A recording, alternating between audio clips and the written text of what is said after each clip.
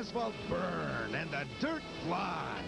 Highlights and insights of Wissota racing in the U.S. and Canada. Wissota Racetracks is brought to you by The Race Shop, located in St. Cloud, Minnesota. The Race Shop is your new one-stop shop for racing.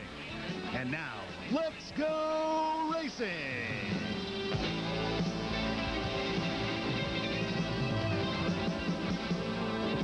Hello again, everyone. I'm Ted Austin, along with Wally Shaver. Midwest, the hottest temperatures the past couple of years, Wally. Yes. And what does that do to the track conditions around Wissota country? Well, it's Africa hot, and that means things get dried out quite a bit.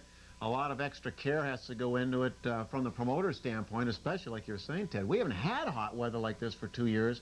Extra water has to be put down. The packing process may be a little bit different, but I'm sure there's a lot of questions, and a lot of people at this point start second-guessing themselves. But what we really found is these promoters did a wonderful job because the racing conditions were ideal, and we saw some super events over the weekend.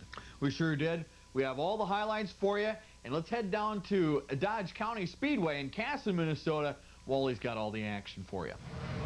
90-degree heat had race fans clamoring for fun in the outdoors last Sunday, and a large crowd turned out to witness hot racing at Dodge County Speedway. Roger Herrick entered the evening 11th in Super Stock season points, but landed a favorable starting position from the inside of row 2. The West Concord, Minnesota resident dove low in turn 4 on the race's opening lap to grab the lead.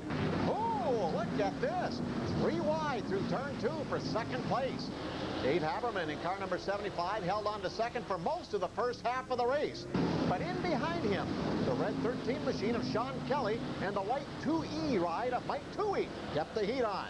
Halfway through the 20-lap feature event, Herrick had a sizable lead, one that he would hold for the duration of the race. But the battle for second was a different story. As Toohey and Kelly continued their struggle, rolling up from the 4th row starting spot was the number 5 ride of Rick Lechner of Rochester. The low lane was a passing lane, and Lechner used it to shoot past the 2E car of Toohey for third place. Man, what a name. Lechner stayed with his game plan, and as Haberman continued his path in the outer group, Lechner swept low in the 1961 Chev to claim second place. Roger Herrick picked up his first career win in the Super Stocks with the victory. Modifies provided plenty of action with several lead changes, a couple of cautions, and the best finish of the year for Casson's own Dan Head. Dan in his number 59 ride jumps to the head of the class here when the green flag flew. Jimmy Davis in number 50 provided the early challenge, and the pair put on a thrilling show running nose to tail, darting inside and outside, trying to find the best angle through the 3rd mile oval, swapping leads several times in the process. A restart tightened the field, and that proved to be the downfall for Davis.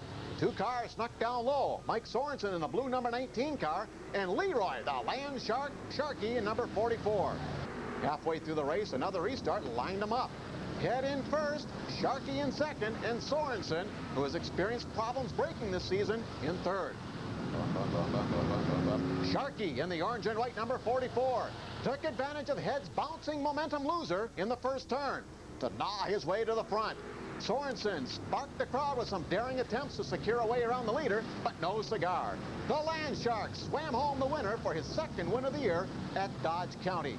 Mike Sorensen was second, and number 71, Dave Searks, in third.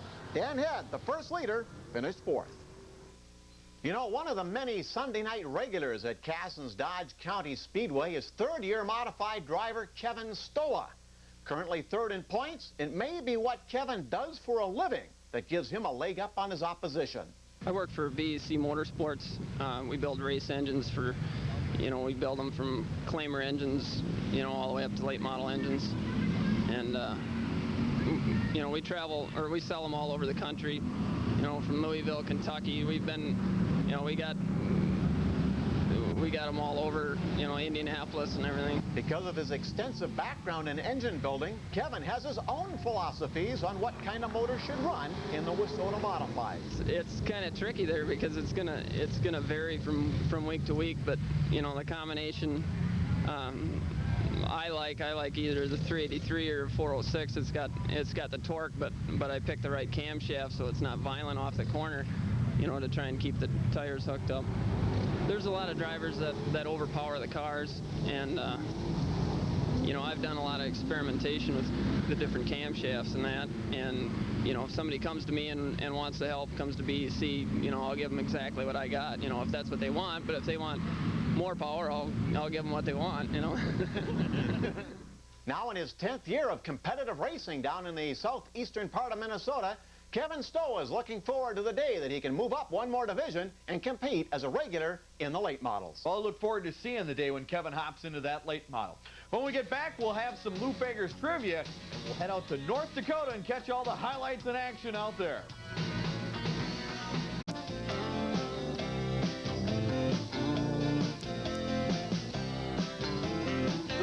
Special of the summer took place last week on Tuesday at Rice Lake Speedway in Rice Lake, Wisconsin, then Wednesday up at ABC Raceway in Ashland, Wisconsin. $2,000 to win for the late models in each race, and boy, did they bring out the cars. The fans saw a great show. Wissota's only two-time national late model champion, Mitch Johnson, in car number 00, jumped to the lead from his outside pole starting slot. Steve Larson in car 19 faded on the inside lane and found himself more in a battle for second with 90 Lance Matthews than a duel for the lead with Johnson. Matthews was able to work around Larson for the number 2 spot and then set his sights on the race leader. Mitch Johnson had his hands full as Matthews slid low to try and steal away the lead. Matthews was waiting for Johnson to make a mistake, and his patience paid off as Johnson pushed his ride too hard down the front straightaway and lost his lead in the turn. Look here as Johnson bumps Matthews down the back chute, trying to take the lead back. A couple of very well-known Wissota champions are seen here battling for position and charging up through the field. Number 27, Jerry Radetzky, and number 51, Joel Kreiderman, know each other's track records, and neither wants to let the other get the advantage.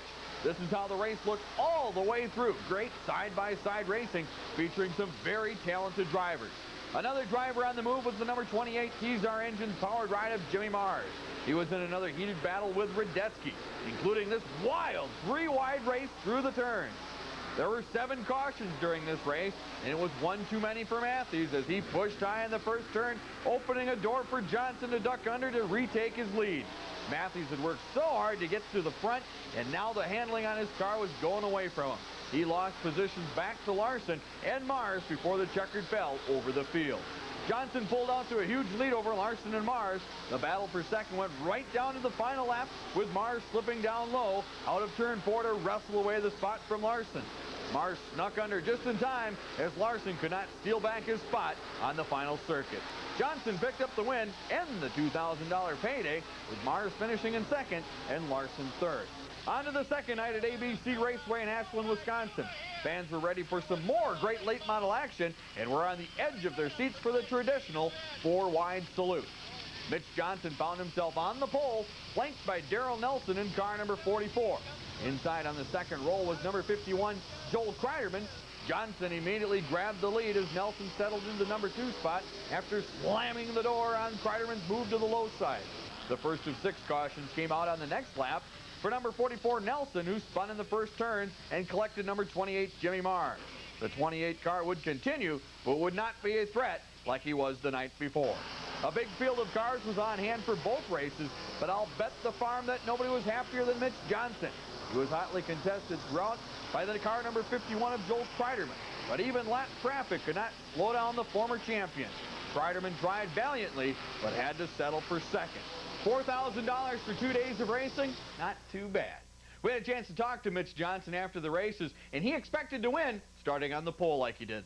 I expected to win because he figured if you start on the pole, you should win anyhow. And, you know, all you can do is go backwards. Well, you don't really want to go backwards. You want to hold your position, and that'd be the lead. And that was what I figured I was going to do. I figured I was going to win. The yellows break your concentration, and once you get in a groove, you sort of like to keep going while it's green. And the yellows go out and come out, then you got to get in a groove again. And it seems to me I'm a little slow starter. It takes me a couple laps to get going. So, and I can see Kreiderman every time where I made a little mistake coming out of the corner, got a little sideways, he's right there. So when you're getting pressured like that too, it makes it a little bit tougher.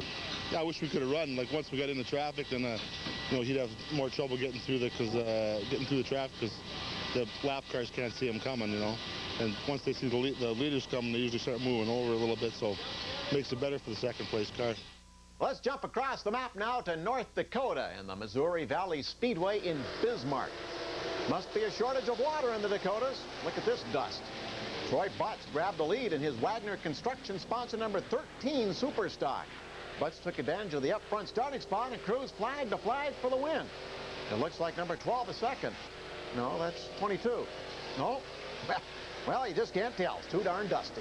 But we know Troy Butts was the winner. A good field of cars in both Wissota sanctioned divisions at Missouri Valley Speedway. The supers look good, and the modifieds count keeps getting better and better according to the track promoters. The number 13 is Lucky in North Dakota. Go figure. No water, 13 is Lucky. I can't figure it out. Bob Simmers likes that combination. His Taco Bell sponsor number 13 Wissota Modified left the field in the dust, literally. Simmers is a 25-year veteran of the Trax in North Dakota, and when he gets in front, he is tough to beat. Simmers was the second number 13 to go flag to flag for the feature win, and when he was asked later about the Wissota organization, he had nothing but good things to say. And he should know, having this many years of racing under his belt. Hey, it's the greatest. It's years ago I was involved with the old Trican Racing Association, which covered, 3 states and a couple of Canadian provinces, and we thought we really did good when we had 100 and some cars, and what Wissota is doing with 650 cars in this class, and now the other tracks in the area going to the streets and the super stocks, and I think that it's probably the best thing that's happened to racing in a long time. Our next stop on the journey across North Dakota is at Nodak Speedway in Minot. No water problem here as the track looks like it stays nice and tacky the whole race night. 2 Wissota classes to cover at Nodak, and let's start with the Wissota street side. Car 54, where are you? Well, I'm right here in the lead. But not for long as the number 1A of Kerry Mundall powers fast down the front chute. Mundall is currently second in the national point standings for the street stock, and you can see why with racing this good. Only one driver is hotter than Mundall at Nodak, number 04, Dean Breck. Randy Walters and Breck are in a fun battle behind Mundall, and look here as Breck goes real wide out of turn 4, takes himself a good look at the grandstand, and then heads back into the racing action. You might think that with a move like that, he would be out of contention for the win. Wrong. That is why he is chasing down the state title for North Dakota in a street stock class, and is chasing down the leaders in the Wissota national point standing. Lap 9 is where Breck began his big charge to the point. First, he disposed of number 36, Walters, before working outside of Mundall. It was not long before the lead was his, and it was a lead that he would never relinquish, going on to take the win. Mundall settled for number 2 tonight, and Walters was third. The win was Breck's third in 4 nights at the track. The only night he did not win, he finished in 4th. That's good, consistent racing, especially in the always-changing Wissota Street Stock division. And in the Wissota Modifieds, congratulations to number 10, Ed Turnbull. It was Kids Night at the Proctor Speedway this past weekend, and drivers made themselves available for autographs and to answer questions. Look at all the cars and fans, and it was perfect weather for a great night of racing. The Wissota Superstocks always put on a good show at the Proctor Speedway, and Sunday night was no different than any other. The drop of the green flag sent the big field of cars charging into the first 2 turns. When the dust had settled and the pack had traded some paint, number 30, Scott Cobes, was the leader. He was followed very closely by Pat Strombo in car 7P. Look at this wild action through the first 2 turns. That is some entertaining racing. You don't see that kind of racing at Michigan International, folks. Short track racing at its finest. Whoops! Every now and then there is a mistake. Number 92, John Lindbergh, loops it in turn 3, bringing out a caution. Great restart. But look at the number 3 car of Jeff Ruzic. He's coming on strong. Another caution for this big pile-up in the first 2 turns. The crash ended the day for number 24, Bob Kintner. Now watch this restart. Cobes takes the high side, and number 3, Ruzic, trying the low side. Cobes gets a little bit higher than he wants and lets the number 1 car, Steve Rosine, jump into the number 2 spot before he overtakes Ruzic for the lead in the next turn. Another caution handed back the lead to Ruzic, would set up the dash for the flag. Ruzic in car number 3 and Rosine in car number 1 would decide this race, and what a battle it was. Rosine looked high and low for the passing lane, but every move he made was countered by Ruzic. The 2 hot shoes came across the line within feet of one another, but Ruzic hit the line first. Rosine had to settle for second.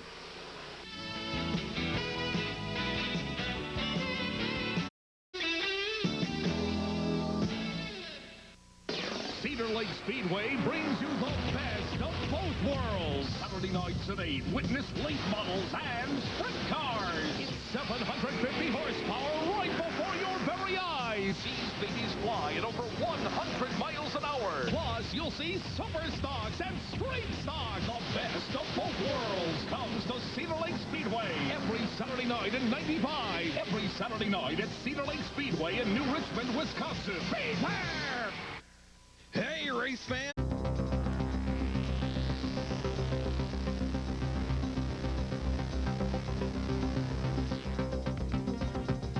The pole position was the place to be last weekend down in St. Charles, Minnesota. Not a lot of passing in either the super stocks or the modified. Hank Rollinger in the black and green number 59 ride surged to the lead, but had to keep a constant eye over his shoulder. Behind him, Troy Brand in the white number 177 machine needed only half a lap to vault from his 5th place starting position to land in second, right behind Rollinger. A second lap crash resulted when the Brand car became loose, forcing the onrushing fleet to slow down. The chain reaction crash dented a little metal, but the race continued as everyone plowed ahead. Hank Rollinger never relinquished his point position, and Troy Brand had to settle for second.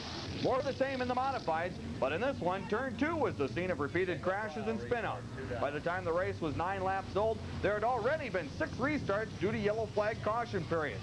This contest boiled down to a duel between the car number 55 of Kevin Keene and number 65 Tommy Meyer. Through the repeated restarts, they held the top 2 spots over the 18-car field. Meyer tried everything to make the pass, including this extreme inside move as he climbed onto the grass, trying to find a new low groove. No dice. Kevin Keene took home the hardware. Tommy Meyer secured second, and Dave Sirks was third. Now let's hop back into that Learjet, get out of southern Minnesota, and head up to Hibbing, Minnesota. Up here on the range, they like the racing hot. Let's get right into it with the Wissota late models. Dan McMahon in car number 11D takes the initial lead at the drop of the green flag. He's followed closely by the number 6 ride of John Massengill. This restart was a tough one for number 6 Massengill. He gets a little bit too high in the turns and drops off the leader's pace. Darrell Nelson is quick on the gas to move past into second, and he was followed by number 7, Harry Hansen. But Nelson was on a mission. Here he passes McMahon by using the inside lane out of turn 2. Only 1 lap later, number 7 Hansen pushes McMahon back another position to third. The car that was on the move, trying to track down the leaders, was number 6, John Massengill. Remember him? Massengill moved past Hansen in the second, and then just ran out of time as Nelson claimed the feature win. Massengill was followed by Hansen, McMahon, and number 16, Steve Vessel. The Wissota Modifieds took to the track next.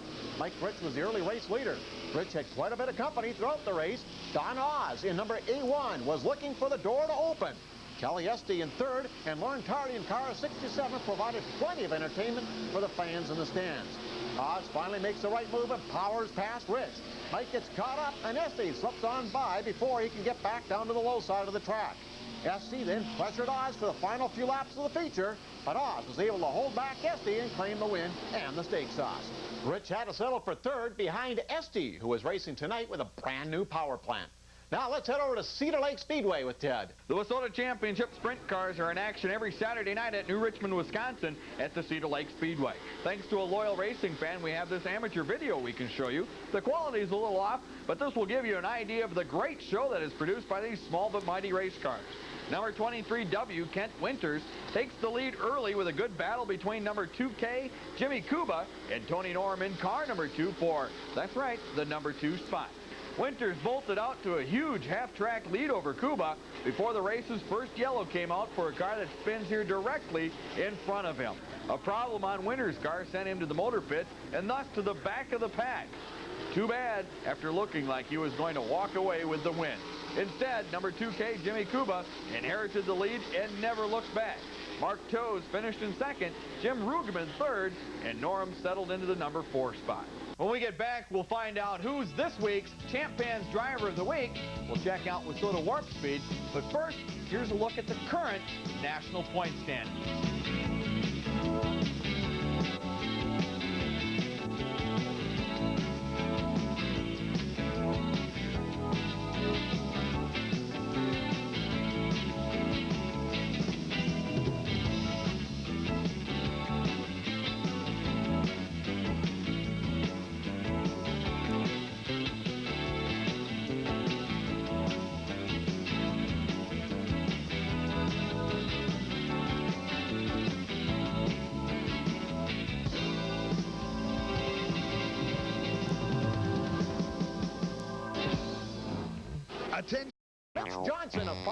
Dakota. Mitch clean swept the Wissota Late Model Spectacular last week at ABC Raceway and Rice Lake Speedway.